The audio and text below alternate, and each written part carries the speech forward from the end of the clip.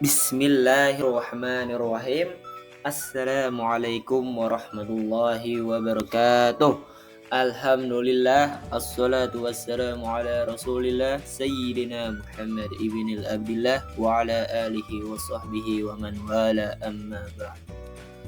Yang saya hormati Ibu dosen pengampu ilmu dakwah, yaitu Ibu Rizkiatul Hasanah Esos Emsos. Sebelum memulai materi, di sini saya akan memperkenalkan diri. Perkenalkan, nama saya Gusti Muhammad Setiadi dengan NIM 240104010091. Jadi di sini saya akan mempresentasikan tentang tugas UAS yang diberikan oleh Ibu dosen pengampu kita, yaitu Ibu Rizkiatul Hasanah, dengan durasi minimal 25 menit. Dan di sini saya akan memulai materi yang saya akan jelaskan. Langsung saja sebagai berikut.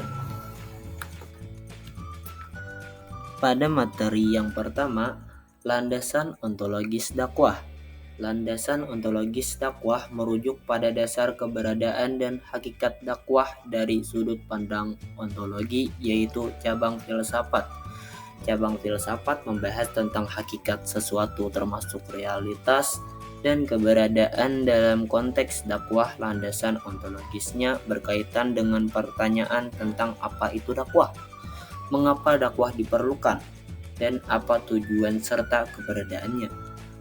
Objek kajian ilmu secara umum adalah sesuatu yang bersifat empiris mengenai alam, yaitu manusia, hewan, dan tumbuh-tumbuhan. Dari kajian hal-hal yang bersifat fisik, kemudian lahir ilmu eksakta dan kajian tentang hubungan manusia satu sama lain melahirkan ilmu sosial. Sementara untuk memahami apa itu dakwah, maka menggunakan dua pendekatan, yaitu pendekatan normatif dan empiris. Ontologis dakwah. Ontologis dakwah terbagi menjadi dua. Yang pertama, hakikat manusia sebagai makhluk beragama, yaitu manusia dipandang sebagai makhluk yang memiliki kebutuhan spiritual dan kewajiban untuk mengenal dan mengabdi kepada Tuhan. Dalam Islam, hal ini tercermin dari perintah untuk menyampaikan risalah agama pada umat manusia. Yang kedua, eksistensi khalifah di bumi, yaitu dakwah bertujuan untuk mengajak manusia kepada kebenaran yang bersumber dari wahyu Allah. Dalam konteks ontologis, dakwah dianggap sebagai sarana untuk menghubungkan manusia dengan realitas tinggi, yaitu Allah sebagai sumber kebenaran. Dan slide selanjutnya, landasan epistemologis dakwah. Landasan epistemologis dakwah merujuk pada dasar-dasar pengetahuan yang menjadi pijakan dalam aktivitas dakwah. Dalam konteks ini, epistemologi adalah cabang filsafat yang membahas tentang sumber, struktur, dan validitas pengetahuan yang digunakan dalam menyampaikan pesan-pesan dakwah. Menurut Jujun S. Epistemologi disebut juga dengan teori pengetahuan yang membahas secara mendalam segenap proses yang terlibat dalam usaha untuk memperoleh pengetahuan. Sementara ilmu merupakan pengetahuan yang didapatkan melalui proses tertentu yang dinamakan metode keilmuan. Dengan perkataan lain, ilmu adalah pengetahuan yang diperoleh dengan menerapkan metode keilmuan. Selanjutnya dapat ditegaskan bahwa ilmu merupakan bagian dari pengetahuan, yaitu pengetahuan ilmiah yang lazim disebut pengetahuan ilmiah yang lazim. Dan slide selanjutnya, landasan dan sambungannya, wahyu, yaitu pengetahuan dalam dakwah harus berlandaskan pada wahyu ilahi, yaitu Al-Quran dan hadis. Dua sumber ini menjadi dasar utama dan autentik telah menyampaikan pesan Islam. inderawi, empiris, yaitu dakwah juga bisa didasarkan pada pengetahuan yang diperoleh melalui pengamatan langsung terhadap masyarakat. Pendekatan ini melibatkan studi sosial, budaya, dan kondisi psikologis audiens yang memungkinkan dai untuk menyesuaikan pesan dakwah dengan kebutuhan spesifik masyarakat. Dan sambungannya, lanjut ke landasan aksiologis dakwah berkaitan dengan nilai-nilai yang mendasari tujuan dan orientasi dakwah. Aksiologi dakwah cabang filsafat yang membahas tentang nilai, sehingga landasan aksiologis dakwah mengacu pada tujuan moralitas dan nilai-nilai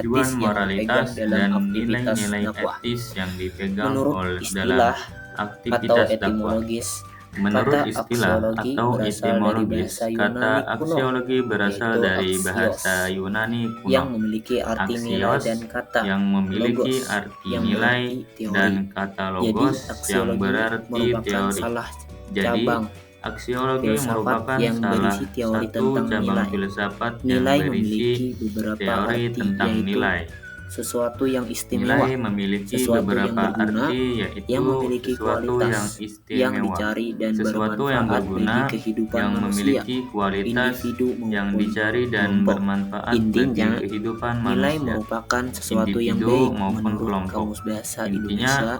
Nilai merupakan sesuatu yang baik. Pengetahuan yang menurut Kamus Bahasa Indonesia, aksiologi adalah ilmu pengetahuan yang membahas tentang nilai-nilai adalah suatu ilmu pendidikan yang bertujuan untuk menjelaskan bahwa aksiologi adalah suatu ilmu pendidikan yang bertujuan untuk memuji dan mengimplementasikannya dalam kehidupan sehari-hari dan menanamkannya dalam kepribadian seseorang.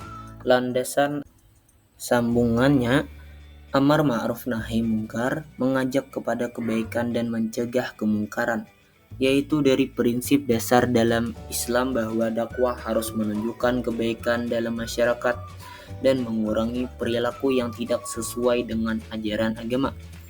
Kasih sayang dan kelembutan. Dalam dakwah penting untuk menyampaikan pesan dengan kasih sayang, baik kelembutan sebagaimana dicontohkan oleh Nabi Muhammad SAW. Dakwah yang berlandaskan rahmat tidak boleh bersifat memaksa atau kasar, melainkan mengajak dengan hikmah dan pelajaran yang baik. Kita lanjut ke materi yang kedua, yaitu relasi ilmu dakwah dengan ilmu lain. Signifikan ilmu dakwah. Jika kita membedakan antara dakwah dan ilmu dakwah, pertanyaannya mendasar yang penting diajukan adalah, apa kontribusi ilmu dakwah untuk kegiatan dakwah? Jawaban pertanyaan ini dapat dikemukakan dengan melihat pembagian sains dari aspek kegunaannya. Sains ada dua jenis, yaitu yang pertama sains yang berguna untuk mengembangkan teori, dan sains yang kedua sains yang bermanfaat bagi kehidupan manusia. Selain itu, ada pula sains yang memberi manfaat keduanya. Dan slide selanjutnya, ilmu bantu untuk ilmu dakwah.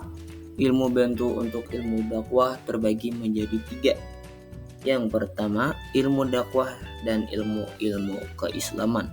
Konsep dakwah berasal dari Al-Quran dan As-Sunnah, bukan dari pemikiran manusia atau temuan lapangan.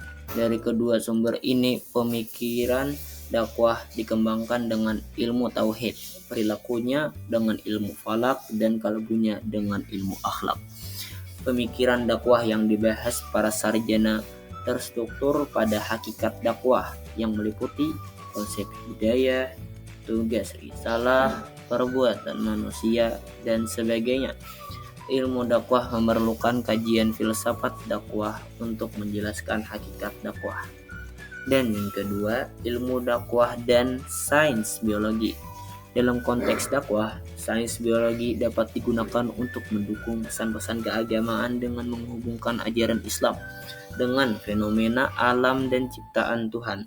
pengetahuan tentang biologi bisa membantu seorang dai dalam menjelaskan tanda-tanda kekuasaan Allah dalam penciptaan makhluk hidup termasuk manusia, hewan, tumbuhan, dan ekosistem yang kompleks. Dan yang ketiga, ilmu dakwah dan metodologi sains. Metodologi sains adalah disiplin ilmu yang membahas cara pengembangan sains. Dalam hal ini ada dua disiplin metodologi yang dapat mengembangkan ilmu dakwah, yaitu ilmu penelitian dan ilmu logika. Keduanya merupakan ilmu perangkat pengembangan ilmu sains untuk memenuhi syarat sains yang objektif dan bermetode. Ilmu penelitian sangat berguna bagi ilmu logika. Kita lanjut ke materi yang ketiga, yaitu paradigma ilmu dakwah. Paradigma ilmu dakwah terbagi menjadi tiga. Yang pertama, pengertian ilmu dakwah. Paradigma pertama kali diperkenalkan oleh Thomas S. Boone dalam karyanya The Structure of Scientific Revolutions pada tahun 1962. Pada karya itu, ia menawarkan cara yang bermanfaat bagi para sosiolog dalam mempelajari disiplin ilmu mereka. Menurutnya, paradigma adalah suatu pandangan yang mendasar tentang apa yang menjadi pokok persoalan dari suatu cabang ilmu. Sedangkan pada hakikatnya, ilmu dakwah adalah ilmu yang menyadarkan dan mengembalikan manusia pada fitrahnya, pada fungsi dan tujuan hidup manusia menurut Islam. Maka ilmu dakwah adalah ilmu transformatif untuk mewujudkan ajaran yang bersifat fitri menjadi tatanan khairu al-ummah, atau mewujudkan iman menjadi amal saleh kolektif yang tumbuh dari kesadaran intelektual yang sepenuhnya berpihak pada kemanusiaan. Dan yang kedua, teori sistem dakwah. Teori sistem dakwah adalah konseptualisasi mengenai realitas dakwah. Teori sistem dakwah tidak lain berupa akumulasi dari hasil-hasil penelitian yang telah teruji kebenarannya mengenai objek forma ilmu dakwah sebagai hasil dari penerapan metode nazariyah, syumuliyah, Qur'aniyah. Syukridi Sambas membagi teori dakwah menjadi 8 bagian, yaitu teori citra, teori pesan, teori efektivitas, teori medan, teori dakwah nafsiyah, teori dakwah fardiyah, teori dakwah fi'ah, dan teori dakwah uzbiyah. Dan lanjut yang ketiga, teori proses dakwah. Teori proses dakwah mencakup menyampaikan pesan-pesan agama Islam dengan tujuan mengajak orang kepada kebaikan. Dalam dakwah dianggap sebagai aktivitas yang dilakukan secara sadar dan terencana, melibatkan metode yang sesuai untuk mencapai hasil yang diinginkan. Unsur-unsur penting dalam dakwah meliputi dai, individu yang menyampaikan pesan, mad'u, sasaran dakwah, metode, pendekatan yang digunakan seperti ceramah, diskusi, atau tulisan. Dakwah menekankan pentingnya proses dibandingkan hasil, dengan fokus pada perubahan positif dalam diri mad'u. Kita lanjut ke materi yang keempat, yaitu macam, model, pendekatan, media, dan metode dakwah. Macam, model, pendekatan, media, dan metode dakwah terbagi menjadi 5. Yang pertama, unsur-unsur dakwah. Dalam kegiatan dakwah perlu diperhatikan unsur-unsur yang terkandung dalam dakwah, atau dalam bahasa lain adalah komponen-komponen yang harus ada dalam setiap kegiatan dakwah. Unsur-unsur tersebut adalah dai, mad'u, maddah, wasilah, nakirah, dan azhar. Dan yang kedua, model-model dakwah. Model-model dakwah ini terbagi menjadi 3. Dakwah Bilsan, dakwah melalui desain seperti ceramah, diskusi, dan nasihat. Dakwah bil qalam, dakwah melalui tulisan seperti buku, artikel, dan media sosial. Dakwah bil hal, dakwah melalui perbuatan dan aksi nyata dalam kehidupan sehari-hari. Kita lanjut yang ketiga, pendekatan dakwah. Pendekatan dakwah terbagi menjadi tiga. Pendekatan sosial, mempertimbangkan aspek sosial masyarakat seperti budaya, pendidikan, politik, dan ekonomi. Yang kedua, pendekatan psikologis, memahami kondisi kejiwaan dan karakter mad'u untuk menyampaikan pesan yang sesuai. Yang ketiga, pendekatan struktural, menggunakan struktural dan sistem yang ada untuk menyebarkan nilai-nilai Islam. Yang keempat, jenis-jenis media dakwah. Jenis-jenis media dakwah terbagi menjadi 4. Media dakwah internet. Yang pertama, website Islam, sumber informasi dan artikel keagamaan. Yang kedua, media sosial platform untuk berbagi pesan dakwah secara luas. Yang ketiga, aplikasi metode alat praktis untuk belajar dan mengamalkan Islam. Yang keempat, streaming online, sarana untuk menyiarkan ceramah dan kajian Islam. Dan lanjut ke slide yang kelima, metode dakwah dalam Al-Quran. Metode dakwah dalam Al-Quran ini terbagi menjadi 3. Yang pertama, hikmah, berdakwah dengan kebijaksanaan, memperhatikan situasi dan kondisi sasaran dakwah. Yang kedua, mau'izah hasanah, memberikan nasihat yang baik dengan kata-kata yang menyentuh hati. Yang ketiga, mujadalah, berdiskusi dan bertukar pikiran dengan cara yang terbaik tanpa paksaan. Kita lanjut ke materi yang kelima, yaitu problematika dakwah masa kini. Yang pertama, konsep problematika dakwah. Problematika berasal dari problem, artinya masalah atau persoalan. Jadi problematika adalah hal yang menimbulkan masalah atau hal yang belum dapat dipecahkan. Pengertian yang dimaksud adalah yang telah dilakukan, yang mendapat masalah dan belum dapat diselesaikan. Dalam pengertian lainnya, problematika adalah suatu kesenjangan antara harapan dan kenyataan yang diharapkan dapat menyelesaikan atau dapat diperlukan, atau dengan kata lain dapat mengurangi kesenjangan itu. Dalam Kamus Besar Bahasa Indonesia, problematika diartikan sama dengan permasalahan. Sumber daya dai mencakup individu atau kelompok yang bertugas menyampaikan pesan dakwah. Kualitas dai sangat mempengaruhi keberhasilan dakwah. Adapun yang menjadi problematika dai adalah sebagai berikut. Problematika dakwah masa kini. A. Problematika sumber daya dai. 1.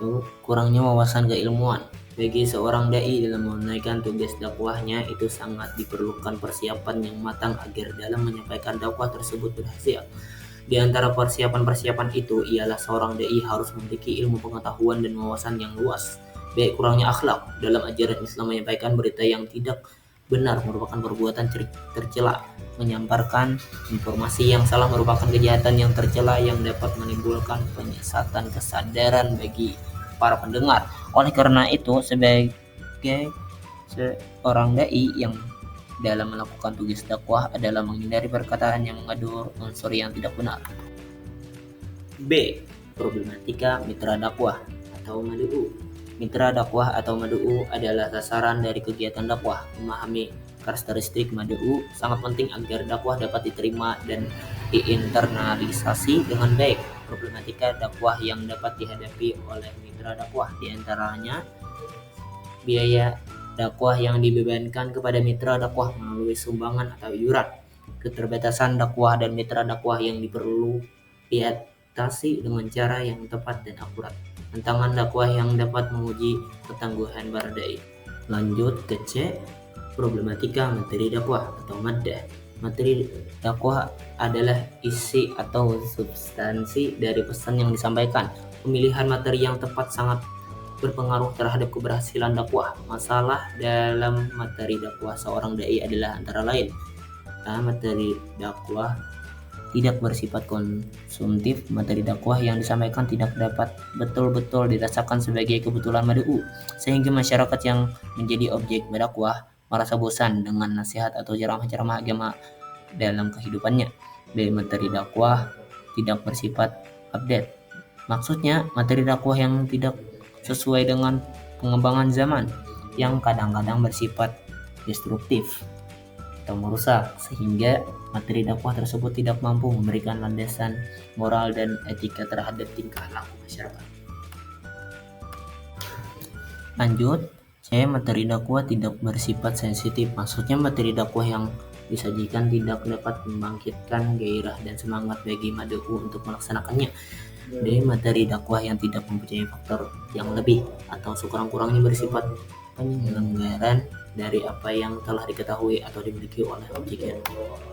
Kita masuk ke materi yang kelima, faktor hidayah dalam dakwah, pengertian hidayah dan macam-macamnya. Yang pertama, faktor hidayah dalam dakwah. Kata hidayah berasal dari bahasa Arab atau bahasa Al-Quran yang telah menjadi bahasa Indonesia. Akar katanya ialah hada, yahdi, hadian, dan hidayatan.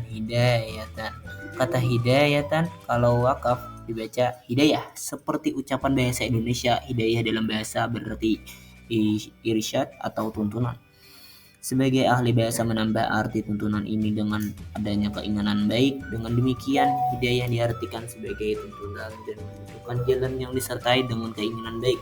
Hidayah secara bahasa juga berarti memberi petunjuk yang benar. Dalam kitab tafsir Al-Munir dijelaskan bahwa yang dimaksud dengan hidayah Allah adalah petunjuk-petunjuk Allah yang diberikan kepada manusia agar manusia berjalan di jalan yang lurus, jalan yang penuh dengan kebenaran, bukan jalan orang-orang yang sesat dan menyesatkan. Yang kedua, macam-macam hidayah. Hidayah al-ilham al-fitri, hidayah yang diberikan Allah sejak manusia baru lahir sehingga butuh dan bisa makan dan minum. Seorang bayi suka menangis jika lapar atau dahaga, padahal tidak ada yang mengajarinya. Tanpa melalui proses pendidikan, bayi juga bisa tertawa tatkala bahagia.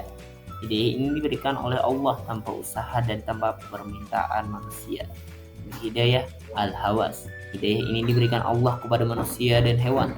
Bedanya kalau kepada hewan diberikannya secara sekaligus dan sempurna sejak dilahirkan induknya.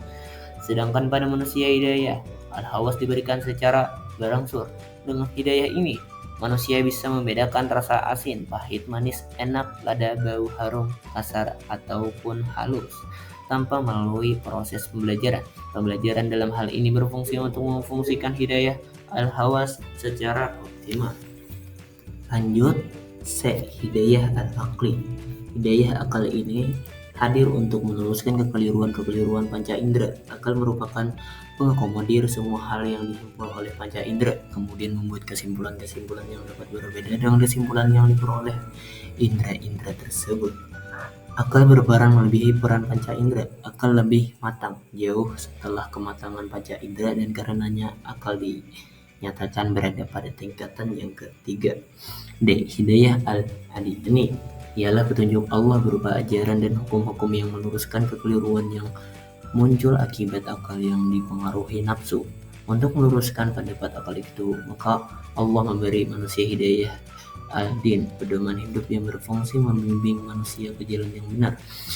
Hidayah atau fikih di samping agama sebagai hidayah Allah Subhanahu wa ta'ala, masih ada hidayah Allah yang lain, yaitu hidayah taufik atau hidayah al-maunah.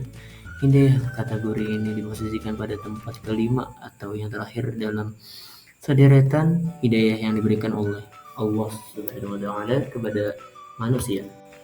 Lanjut ke slide selanjutnya, hidayah dalam berbagai kasus konversi agama. Pengertian konversi agama menurut terminologi menurut Max Heyrich, konversi agama adalah suatu tindakan di mana seseorang atau sekelompok orang masuk atau berpindah ke suatu sistem kepercayaan atau perilaku yang berlawanan dengan kepercayaan sebelumnya. Konversi bisa berupa perpindahan seseorang dari satu agama ke agama lain atau perubahan sikap dan perilaku keagamaan dalam satu agama. Dari anti Tuhan menjadi penganut fanatik agama atau sebaliknya. Hidayah Allah Subhanahu wa ta'ala bisa terjadi pada semua kasus di atas dan sejarah telah mencatatnya. Contoh kasus konversi tersebut menunjukkan bahwa hidayah agama diberikan Allah Subhanahu wa taala kepada siapapun tanpa mengenal etnis dan latar belakang budayanya. Hidayah agama juga bisa diperoleh melalui perjuangan panjang seseorang untuk mencari kebenaran.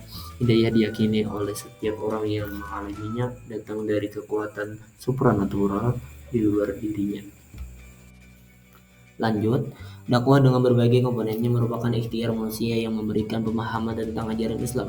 Setelah memahami ajaran Islam, diharapkan lebih lanjut individu dan masyarakat itu menjalankannya. Ikhtiar mengubah sikap dan perilaku manusia bukan permasalahan yang mudah. Oleh karena itu, dakwah harus dilakukan dengan persiapan yang matang dengan melakukan terlebih dahulu analisis yang mendalam terhadap unsur-unsur dakwah. Dengan analisis tersebut, diharapkan dakwah dapat dilaksanakan dengan pendekatan dan metode yang tepat. Menurut kaidah umum, jika suatu usaha untuk mencapai suatu tujuan tertentu dengan menggunakan pendekatan dan metode yang tepat, maka tujuan itu akan tercapai. Demikian juga dakwah. Akan tetapi, perubahan spiritualitas manusia tidak selalu memiliki kelaziman demikian, sebab ada faktor lain yang ikut berperan dalam proses perubahan tersebut. Di antaranya, dan ini yang sangat penting, dibutuhkan campur tangan Allah Subhanahu wa taala berupa petunjuk yang mengantarkan manusia memiliki kesadaran, kemauan, dan kemampuan menjalankan ajaran Islam.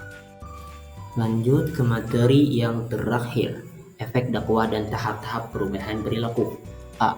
Persuasi dakwah. Cara persuasi atau persuasi dakwah adalah usaha yang dilakukan dengan cara mempengaruhi jiwa seseorang sehingga dapat membangkitkan kesadarannya untuk menerima dan melakukan suatu tindakan. Dakwah persuasi memerlukan usaha mendasar pada segi-segi psikologis. Oleh karena itu, dakwah persuasif harus dilakukan oleh orang-orang memang memiliki pengetahuan dan keahlian. Lanjut ke slide selanjutnya, tahap perubahan perilaku. Akal, pikiran adalah penggerak utama tindakan, memengaruhi perasaan dan perilaku. Sekitar 60% tindakan manusia berasal dari bawah sadar yang terbentuk dari keyakinan akal.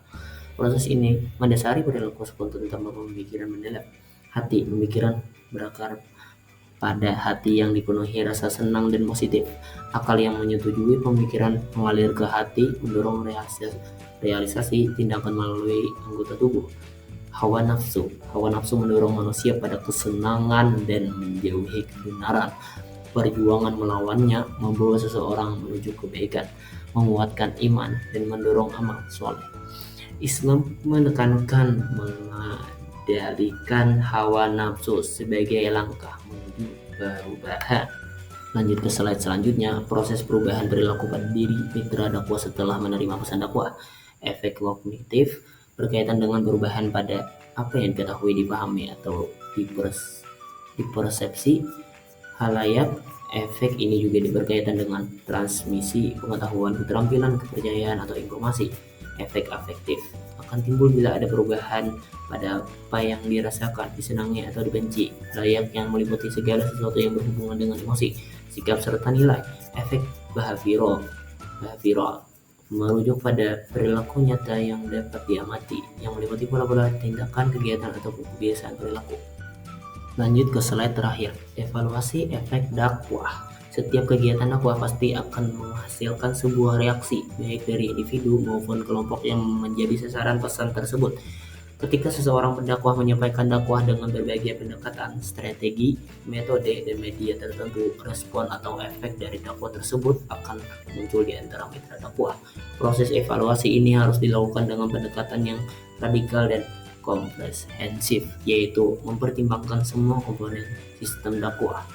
Jika proses ini dilaksanakan dengan baik, maka akan terbentuk mekanisme perjuangan dalam bidang dakwah. Mungkin segitu saja presentasi dari saya. Salah hilaf saya mohon maaf. Wassalamualaikum warahmatullahi wabarakatuh.